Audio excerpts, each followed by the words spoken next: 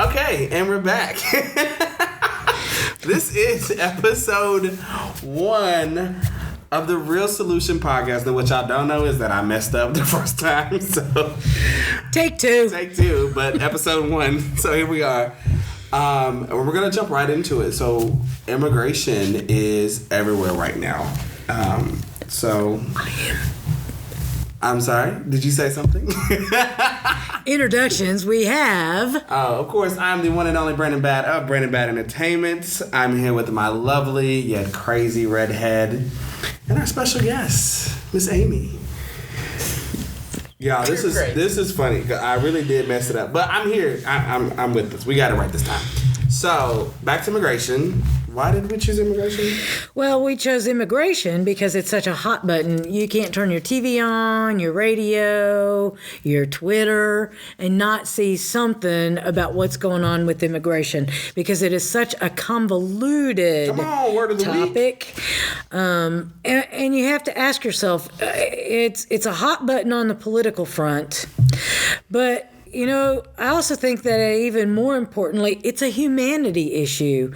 These are people that we're dealing with, not just numbers. And their lives are at stake in a lot of instances. Are they going to be here, there, or where do they go? But with us, we're just doing some research.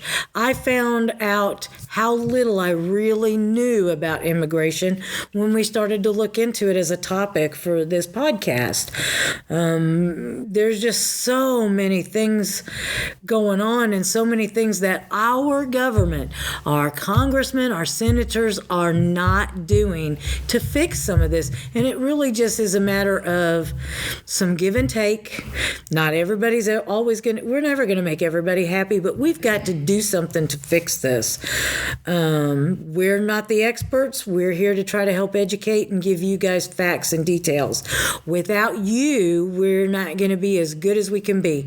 We need you to go to the website, which is www.therealsolutionpodcast.com.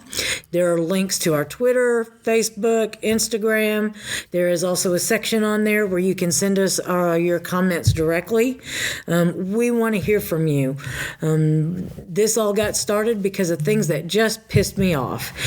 And are still pissing her off. And still piss me off. And then I found out I'm not the only one. The two people that are sitting here with me, same feelings. But what do? Each of us is just one person. How do we make a difference? How do we fix anything? But it takes all of us to start looking at this. But we really do want people to be respectful. I don't want to hear name calling. I don't want to hear yelling and screaming. That's not going to get your point across, and it certainly will not get our attention. We want to hear real thoughts, concerns, and solutions to what's going on out there today. Yeah, I'm really excited to talk about immigration. You know, for me, it is a humanitarian issue, but you'd be a fool to not think that there's not some sort of economic principle and variables that go into play along with it. So I know there's some things I'm going to learn in this as well. So I'm excited to talk about it because there's not much that I know. I think about a couple different points. I really find it ironic how such an issue coming from a country that was founded off of immigrants. I think that is probably the biggest irony of the century, in my opinion. Just getting back to what we said, it's about people. I mean, now you get into like the government having too much power, like being able to strip families from each other, and then there's some things that just don't make sense, like why we have so many visas, why are there different stipulations for them. So I'm excited to have this conversation as well. The U.S. issues 55,000 diversity visas per year. Now, it was reduced in 2000 to 50,000. Wow. Now, that's supposed to be a temporary reduction, at least through this year, 2019. We do know if you're paying attention to the news or your Twitter account, The Trump administration is talking about doing away with a lot of these, especially the diversity lottery visas. To know what that is. That's the one that's the biggest hot topic for U.S. citizens now. The diversity lottery does not guarantee admission to the United States, but rather provides the opportunity to apply for the diversity visa. The odds of being selected are very small, as an average of 13.3 million people submit applications each year. The problem people have with the diversity lottery, it's also referred to as chain migration, because one person kind of wins the lottery. Your name is drawn. You submitted your name, it's drawn. You get to come to the U.S. With that, you get to bring some of your immediate family members with you. But the only one that's vetted is the person who won the lottery. Family members are not vetted. And that's where a lot of citizens have a problem, because I could be bringing my brother who is a terrorist or has radical thinking, but they're not vetted to come. Only the person drawn. Well, that's funny. Okay, you say that, but think about immigration and like, it's not just people from the Middle East. Nope. You're talking about people from South America, largely Hispanic population areas. You're talking about Asians. So, I mean, that's just wild that there's this type of program and we don't, and the stipulations that come with it. Like, you can just bring over anybody. Right. What's the criteria for that? Furthermore, what's the purpose of it? Tell me what the purpose of it is. If we just, are we still promoted as, the American dream? You want to come over to America? Is that what that lottery is for? I'm just curious. Oh, and I can tell you, and hopefully we will have one of the people that contributed to this podcast. He is a successful CPA in Nashville. His name is Magdi Hanna. He migrated from Egypt many years ago, but now he did not come on a diversity lottery. He came on an educational lottery. Yeah, I hate to say how many, but I do know it was in excess of 15 to 20 years ago. But he came over on an educational visa.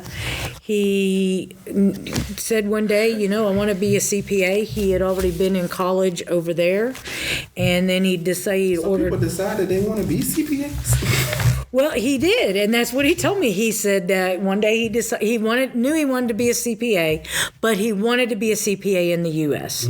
And so he ordered all of his books and stuff from the U.S. and he studied them and all of that. I need to have a real conversation with him, because I ain't never met nobody who just decided they wanted to become a CPA. He did, and he's really good at it. He likes math. Exactly. And he specializes in when you're in trouble with the tax people too. So, but when he came on the educational visa, if I remember correctly, he had a year in which to get his certification and all of that through the educational visa. And if he didn't finish all of that and he wasn't certified, then he had to go back. Now, before he even came, he had to sit with the consulate over there and answer a lot of questions about accounting and CPA and things like that before they would give him an educational visa. And so fortunately then, once he got here and he got through his certification, that's when he could start working towards a green card. He didn't get a green card when he first got here. He only came over on an educational visa. That's another hot point, because those who come over on the diversity lottery, the minute they hit the airport or the customs or the checkpoints, as soon as they get there, they're already granted green cards.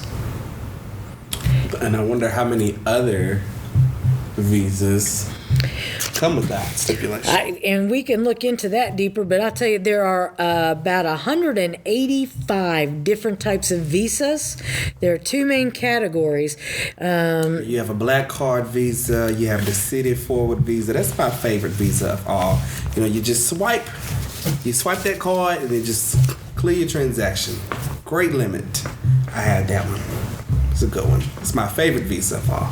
Now, I don't like MasterCards. That's, you know, they don't really do as well as but I thought there were more visas. Okay, it's time to shut him up. I know, folks. Sorry.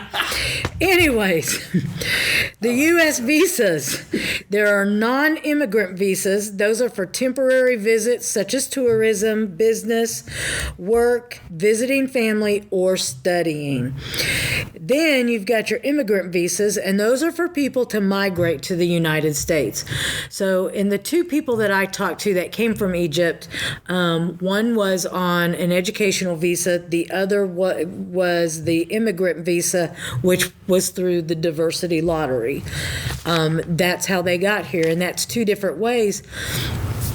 We don't vet all these people who came with the chain migration, yet they all got green cards. The person who came over for education doesn't even get to start on his card till after his certifications. And how long can that take? I mean, are we talking years? A certain time limit that they have? I think, I don't recall. I'm just sitting here wondering, when did chain migration begin? No?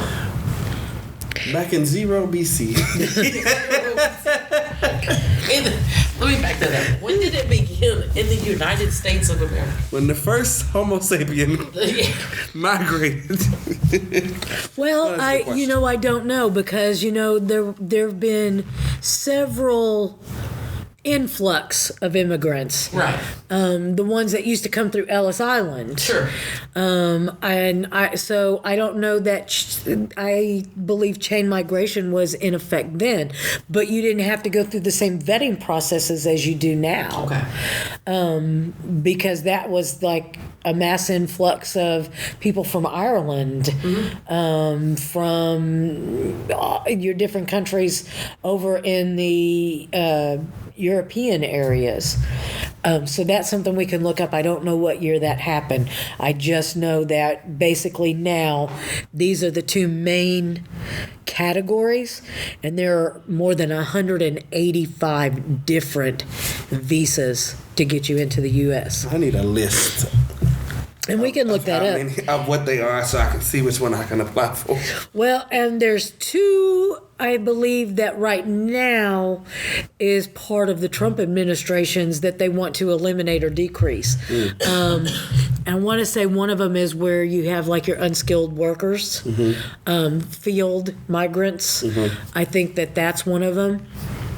And this is just speaking from experience. I owned a store. I had a ton of lawn care services. You had those who played by the rules, and you had those who didn't play by the rules.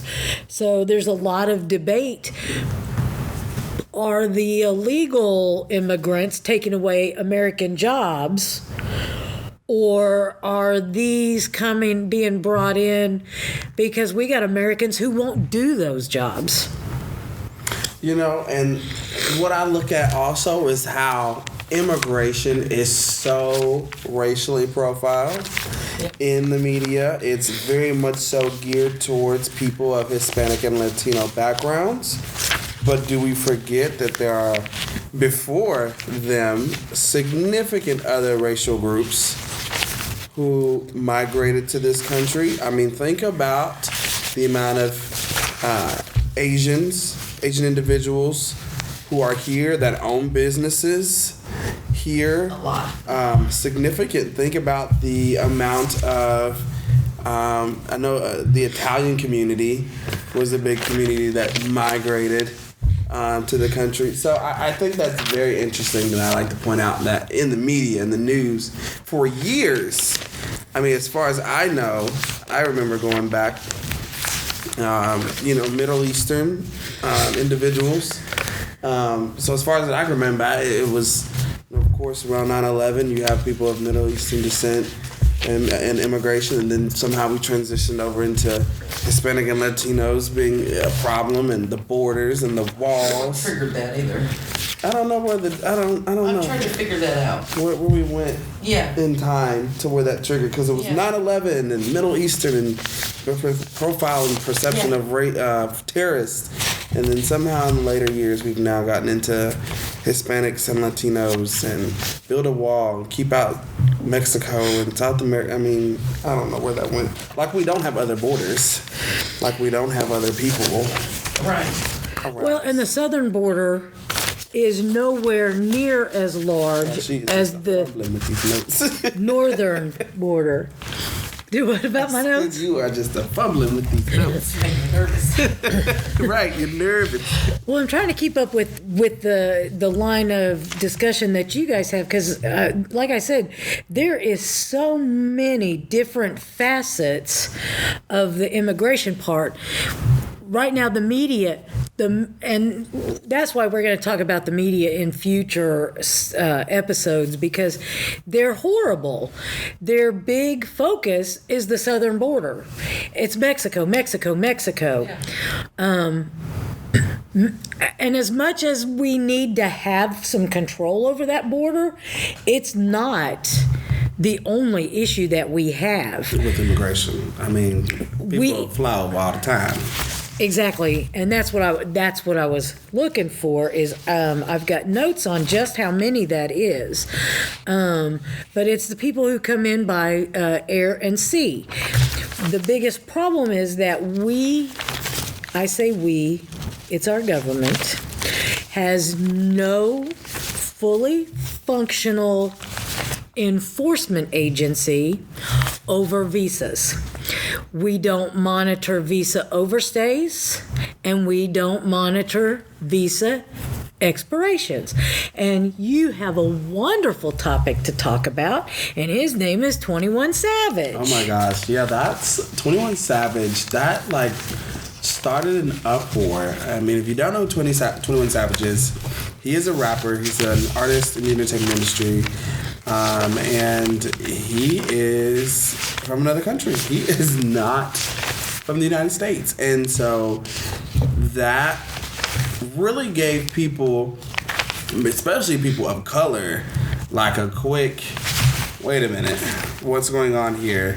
Why is this black man being deported? Why is all of this immigration conversation centered around him? And some of the variables that circle around him, like the fact that he's been here for years, how long he's been here, when he got here, who'd he come with, was he on a visa? He has been also involved in some criminal activity, allegedly. Well, he was actually arrested in 2014, I believe it was the first time. Arrest records are public, but the other stuff is alleged, because you're not taking me down, girl. I'm not going down for y'all. But yeah, so I mean, you would think that if someone who has been identified with such activity or reprimanded via an arrest, why did we wait to 2019 for this to become a discussion? Like, what was your reason for letting him stay? What are the details behind it? Did he have a visa renewed? What were the grounds that he came on? What happened when he got in trouble the first time? Y'all didn't send him back, So I'm curious to have these questions. Maybe he'll be a blessing and come talk to us. You never know. If you're out there listening, we'd love to get the first-hand story. But that really was like I don't want to call it a wake up, but it was very interesting, especially for people of color, the black community, to see such a prominent rapper who is doing good things in the city he resides in. Don't let that fool you. But it's just interesting to think, like, why did we get to 2019 if all of this information has been available, if you knew that this is his record, that of his origin, of where he's from, and whatever visa he may have, or whatever the details are. Why did we get to 2019, and what triggered it? That's the real question. I think that's still unknown. What triggered it? Did he get in trouble again? Did something happen, tax-wise? Like, what was the purpose? Because we still don't know that. I think my opinion is he's high profile at a time when the hotbed is about immigration. Mm-hmm. And because of who he is, the political arena and the media used him to perpetuate their program. And I can't say I don't believe that in some sense. I don't. Yeah. I can't deny. Well, because when you go back and look at, we don't enforce anything. Out of 12 million visas, 40% of the temporary visas never left. They did not renew their waiver or their visa. They just stayed over their time. That's the major contributor to our immigration issue. DHS, in 2017, there were 700,000 overstays just from air and sea travelers. That's not your coming across the southern border or coming across your northern border. Those are the people who came into our airports and our ship ports. Yeah. Now, what about the people that have been here for 30 years? Are we bothering them? Like, they have families, they have raised children. They're working. They have been working. Some of them own businesses. They're probably contributing to the tax economy. Mm-hmm. So, what is the disruption with them? Like, how are their lives being changed? What is the purpose of disrupting someone's life? I mean, there are stories of men and women who are being deported, and they've been here for 30, 40 years. Mm-hmm. What's the point? I just need to know what point are you trying to prove? Or should there be something in place to help them if that's your, intention? I just need to know, because then you cross into humanitarian issues. You're disrupting someone's life. Well, those are some very good topics, and I can address those with what I know, with what I've found out. There was a couple of things. You get into, you've got ICE, you've got DACA, you've got catch and release. Oh, that's my damn favorite of all. We shoot ourselves in the foot. And why?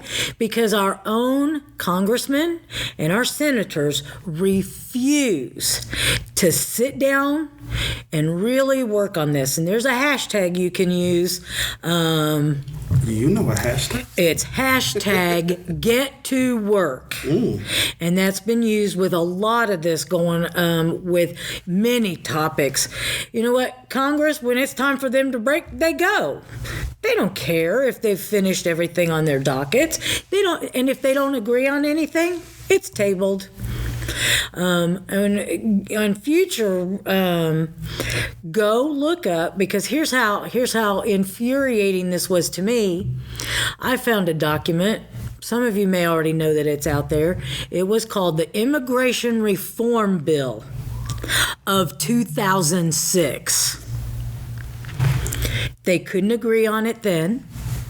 If you read it, and I certainly didn't read all of it, I read enough to get what? Pissed off. A lot of the stuff that was being dealt with in 2006 is the same crap that we're dealing with now, because our Congress and Senate did not bother to fix it. So 13 years later. Yep. So if you get a chance, go out and look at that. Here in the next couple of episodes, we'll actually talk about that bill in some detail, because here's my thing. Damn it, they need to get that bill back out, and it needs to be dusted off, revamped a little bit to bring it a little more up to date to fix this. I know we're never going to make everything perfect, but we've got to start fixing. You got these kids with DACA, and this infuriates me because this is humanitarian, it should not be politically motivated. These are kids and young adults who had no say in life at one point because they were children. Their parents brought them over for a better life. Well, they don't know any other life except the U.S. Some of them were infants when they're brought over here. And like you said a while ago, they're in school. They have jobs. They're paying taxes. They're supporting families. They're doing everything that the American dream says is available to them. And when I sat down and talked with Magdi and the other gentleman over Egyptian immigration, one of the things that struck me that he said, we see the American dream on TV. We see what it's like to be able in movies and clips of commercials and things like that. Why we want to be in the U.S. And when they get these diversity lotteries, they don't always know which country they're getting to go to sometimes, was my understanding. And his thing was, the U.S. is the very first place that most of them want to go. Certainly there's some that pick Canada or Australia or something like that. But the biggest one is they want to come to America for the American dream. But he says ultimately they just want to get out of Egypt. And that's the same for a lot of other countries as well. And that's exactly. I can only speak right now to the Egyptian thing. Now, we work with a young lady who's from Bulgaria, and her parents they wanted out of Bulgaria because things were getting so bad. And he came across, I think, on a work visa, and it took a while to get his family over here. But eventually, by following the rules, they did that. So now you've got these DACA kids that are wonderful. Former President Obama signed an executive order that gave them amnesty, but he never dealt with the problem. And this problem's been going on since Clinton or Bush. I mean, it's been going on for a while. Obama actually signed an executive order to grant them amnesty for a period of time. Congress and the Senate have yet to deal with the problem. It became a pawn for the Trump administration to use in bargaining over what he wanted for the border wall. These aren't pawns. They're not bargaining chips. These are human beings. Yeah. These are young adults, in which case a lot of them are contributing. So what's the sense in threatening to send them all away? And some of these kids, and how far back does this go? Are you going to go back 2 generations or 3 generations? Are you going to cut it off if they're 25 or less? What's going to happen with this bill? This is your own government determining what they're going to do. I look at it, if you go back 2, 3 generations, were my ancestors considered legal or illegal? Mm-hmm. I don't know. What was the process then based on now? And it's such a horrible thing now. You've got kids who are scared to death. Yeah, I can't imagine. I mean, put yourself in the shoes of some of these people. That's what I think about. I mean, these are children, and some of the trauma that they are probably going to have to face in the future. I mean, it will be PTSD for sure. And some of the adults as well, like to be stripped away from the only life that you know. Like, I just need to know what's the purpose and what's the real motive behind it, and why are we trying to, people who have been here for a while, have established themselves, there are children that are U.S. citizens, why aren't we leveraging to have a formidable plan to help them, right, rather than say, you're undocumented and we're going to send you back to where you came from? Well, that woman or that man may not have been there for 20 years. Where are they going back to? Who are they going back to? So I get into that perspective. Like I said, I do believe there are probably economic variables that go into place, and I would like to know more about them. But I can't think of the lives of some of these people. Yep. And I don't have children, but I can't imagine what in right mind person would strip a child from whatever parental that they have with them. What are you doing? And putting them in these forms of essentially modern day concentration camps. What are you doing? You're spending money doing that, then letting them be. Who's paying for those? Well, and I point out, go and look at the Reform Bill of 2006. I was floored. I don't have those notes in front of me, but I can tell you they addressed things like the people that are already here. It had in there, if you were here for X amount of years, they gave you this leeway. It was all on a path to citizenship. If you'd been here for like a year or less, or you committed a crime, things like that, then you null and void, you got to go. And I agree with that. If you aren't living by the laws, then you don't have a right to be here. You gave that right up. Now, but that's a good point to say that they're living by the law, but when they're not given resources, or they feel like, then when I say they, I mean these people who are immigrants, basically they have no other options. They're not given any resources, in a sense, not all the time, that they feel like they may have to resort to criminal activity to survive.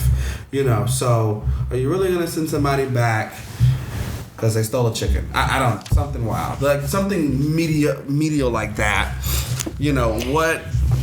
In the sense that they're trying to survive.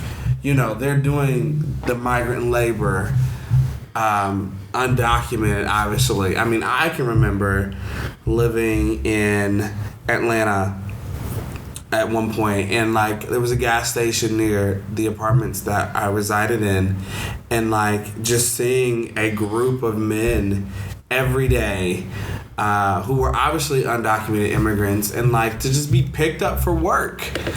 So what kind of conditions are they facing here as it is that makes them maybe resort to criminal activity? Now, obviously, if you're committing heinous crimes, hey, buddy, I can't help you there. You're going to have to be prosecuted, sent back, whatever they got to do. But I'm saying there's some stuff, not to overlook what they've done, but there's a sense of survival is what I'm getting at. And you know what, I can relate to that. That comes back to, we're making them a political and not a humanity. Yeah. And just for people, I know most of you already do know what DACA stands for. DACA is Deferred Action for Childhood Arrivals.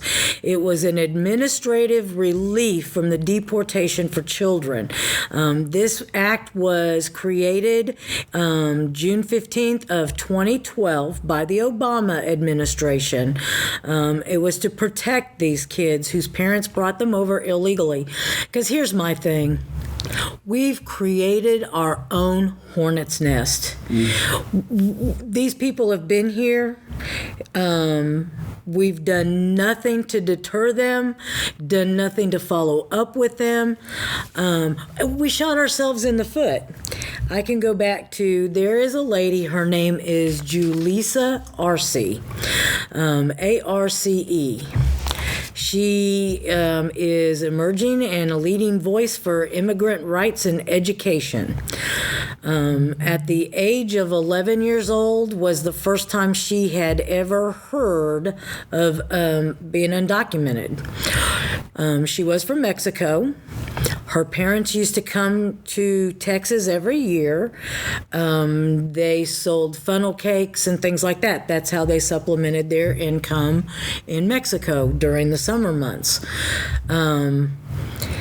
She was 11 years old the first time, I think it said, that she had heard the word undocumented. Well, at 14, because they were on a tourist document or visa, theirs had expired. So she still didn't really understand what undocumented meant. Well, during this time, her one of her parents became ill. Because of being undocumented, they didn't feel they could get medical treatment here as easily or as freely as they could back in Mexico. So they opted to go back, but they left Julissa and I want to say a sibling or two here. So the next time she heard about undocumented was because she had been applying to colleges. And she said at that point is when she understood, because she was being denied acceptance into college because she did not have the correct documentation. She was undocumented. Correct documentation is a social security number. So she did not have that piece of information. So then we shoot ourselves in the foot the first time. In 2001, Texas was the first state to allow undocumented students to go to college. Now, they didn't get financial aid or anything like that, but they were allowed to be admitted into college without U.S. citizenship or documentation. Now, why do you think that's a shot in the foot? Because I ain't got no beef with that. Only because, obviously, they are young adults. They were raised here. Certain things are out of their control. So the continuation of their education, though it can have some sort of financial burden, I don't think it has that. I don't think it's as much as it impacts other areas regarding immigration. But this is our first level of the wall, per se. Okay. Now you have undocumented people in college. Mm-hmm. You're not tracking them. You don't know they're here. I'm not saying they're a financial burden or not, but it's our job to know who's here. Right. It is our job to know who's in our schools, who we're educating, who is in our country, period. Well, if they let them in, you would think that they have some form of documentation of who it is. She did, but what happened? They overstayed their tourist visa. Okay. That's our shot in the foot. So I'm confused. Is it people that's already here or like people coming from another country, such as Mexico, undocumented, and going to college? Or is it someone that's already here? Well, it's somebody that's already here, Gotcha. But they came here illegally. Gotcha. And that could be, that's just like you've got a lot of people coming from other countries right now because of the way our laws are written who come here specifically to have babies. I want my baby born in the U.S. because then they're a U.S. citizen. Mm-hmm. And by rights, then they feel they get to stay because that's their baby. They got to take care of them. So the shot in the foot is, if you're not documented in some way, you can't present me with your visa or your correct paperwork to be here. Right. Why are we letting you be educated? Shouldn't they be here on an education visa? Because remember, now the people who did it right had to go through all those questions with their consulate to get here, to have their year to get certified. See, to me, that's a slap in the face for all of the people who did it the way they're supposed to. Right. But they came from other countries versus a child that's already here. Now, I do think... She came from Mexico. Right. They came on a tourist visa, but they overstayed the visa. Right. That's out of her control. So I don't put so much as that on... Why is that out of our control? No, her control as a child. Like... Okay. At 10 years old, 11 years old, that's out of your control. And until she gets a conscious mind, seriously, until she peaks at about 17 or 18 where she can process more clear adult decisions. Okay, I agree with that. But the other part of that is I do think it should have been the school's responsibility as well to maybe help them with a plan of some sort to say, hey, we're going to make this decision because I believe education. I think that was, I don't mind. I ain't going to beef with that move. I think that was fine. But the school should have also said, we're going to do our part and to help you get into the proper status. Well, to me, that should have happened at the high school level. There was nothing to say they could or couldn't be in high school. Mm-hmm. She did very well in high school. We're talking about your 17, 18, 19-year-old age group. I don't have no beef with that either in high school, but you know this. Yeah, we'll get to this later, but the education system regarding public education for grade schools, because high school is still a part of that, you know, there's so many counties and school districts and who they're reporting to and where that money comes from. I'm not surprised that it didn't happen in high school, although I think it is the perfect opportunity where it could have happened. It should have before we just opened the colleges in 2001. Yeah. That's why I'm saying it's a shot in the foot, because here we have the perfect opportunity to keep control of it. Now all of a sudden we go, doesn't matter. Come on in. Here's where it gets really good. Because not only did she do well, she was given an internship to Goldman Sachs. And Merrill Lynch, right? Well, she got the internship to Goldman Sachs, and she did really good. She was offered a permanent position with them. Now, mind you, at this point, she knows she's in the wrong, because she even says throughout her ideas that she just needed to get enough dollars to achieve enough financially so that she could fix her immigration status. Because it costs money. And so that was her first. She knew things were wrong, but she needed money to fix it. She just said, I used those documents. I'm assuming she just used the documents that her parents had left her that have no social, no nothing. Mm-hmm. Now, she says in her interviews and stuff that she made up a social security number. So now here's where the second shot in the foot comes.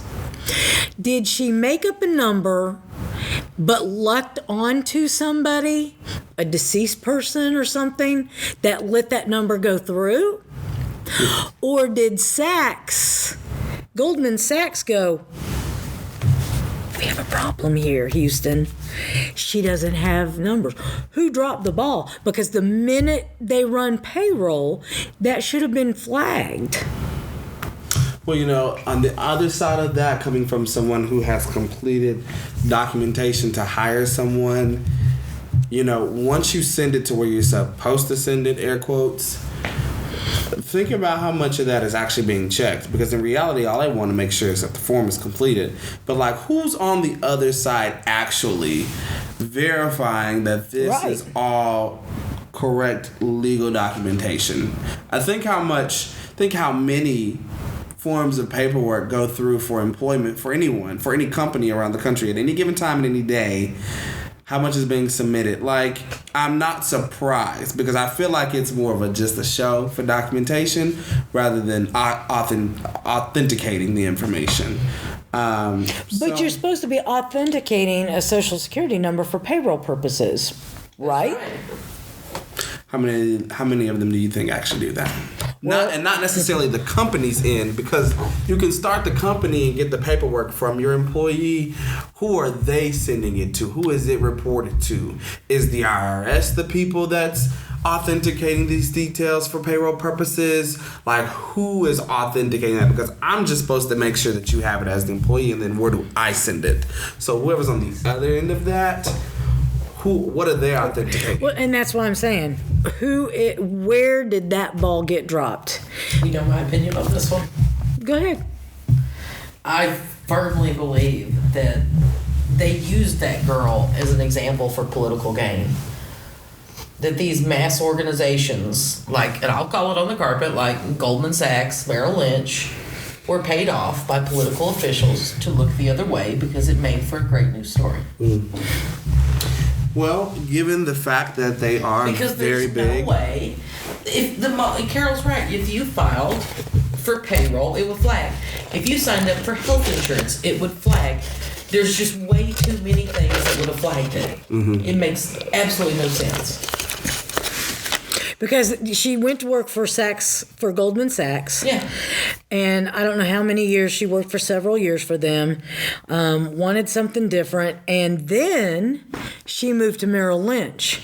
Now, these are two high-profile financial companies on Wall Street. Mm-hmm. And she wasn't just a secretary. She was a high-ranking executive for both of these companies at some point. Mm-hmm. So what does that say about our system? We don't have anybody monitoring what the hell is going on. Right. Well, it all comes down to the one central thing, and that's money. Yeah. But, according to them, we in debt. So I understand. Well, and if it's such a money issue, why do we let these things happen if we're so in debt and owe to all these people? Well, and she acknowledges that she knows that what she did was illegal. She held her breath quite a bit because she was afraid that at any point they were going to address that she was undocumented. Mm-hmm. But it didn't happen. She is legal now. She did marry a U.S. citizen. To me, that's it should be null and void because you didn't follow the first rules. I'm about being fair. Mm-hmm. To me, when you have someone like this who blatantly comes in, and I get that things are hard, but why is it some people do it legally the right way, but you're going to fight for better? What did she want? She wanted to fix the system that she blatantly ignored. And to me, every immigrant that came through, answered all those questionnaires, did all that hard work, and paid all their fees and applications and all that. To me, this is a slap in the face to them. I can understand that because there is a level of work that they commit and put into. I think her circumstances were a little understanding up until a certain age. Like I said, if she came in as a child, there's only so much control or decision making that she has up until a certain point. Now, when you become a sound mind, then you should really honor the fact that you have to make some of these decisions. The other part to that is how much does it cost to apply for this? Because the government, we all know, is greedy. So at her age, what type of income did she may have or may not have? Where was she working? Could she even have these funds going to college? But that's my thing. If she had enough ambition to get the money to go to college, because she was not documented, she couldn't get financial aid. She had the gumption to get the money for her education. At what point do you go, I need to get this legal? And is that a fault of the country? Is that our government not putting enough of those things into place? Or is it just so damned expensive that a poor college kid caught in the cracks can't do it?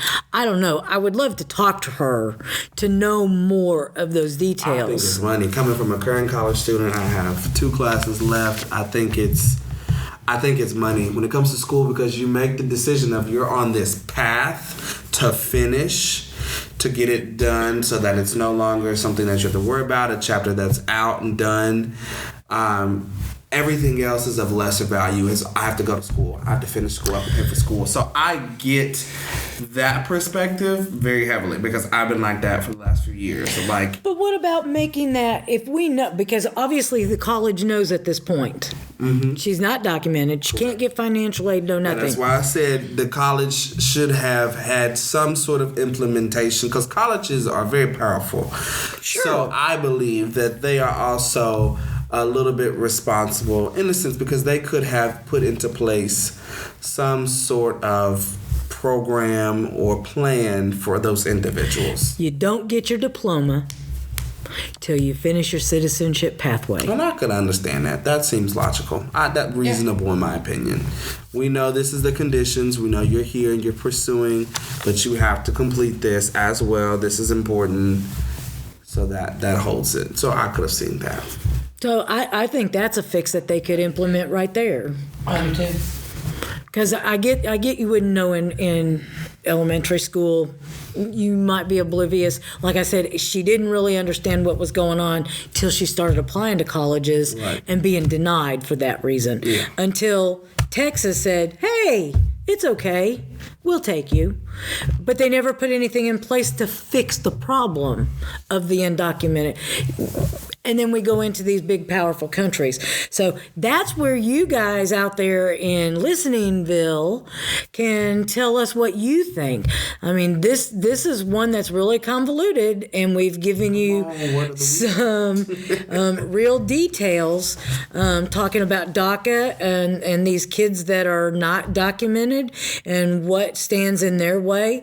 Over the summer of 2018, the reason the Trump administration decided to end DACA was there were 10 state attorney generals who wrote to President Trump asking him to end DACA with an ultimatum date of September 5th of 18.